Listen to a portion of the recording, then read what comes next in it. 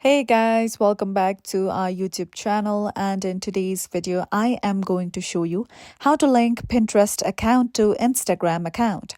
So first of all, launch Pinterest app and then go to this option that says saved at the bottom right corner.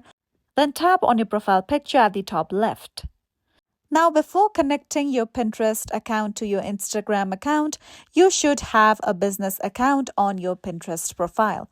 So in order to change that, go to account management, and over here, you'll see the option to convert to a business account. As in my case, I have already converted my account to a business account.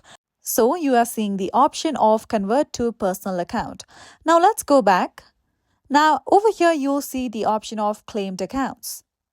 Now you can see claim your Instagram account. Now all you have to do is tap on claim. With that, you will be directed to this page. Let's wait for some time until this page is loading. Now after this, you will be led to Instagram's homepage.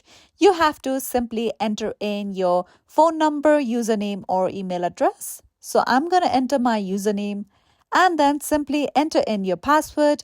Then if you tap on the option of login, you will successfully be able to link your Pinterest account to Instagram account. So that's it for today's video, and at last, don't forget to subscribe to our YouTube channel.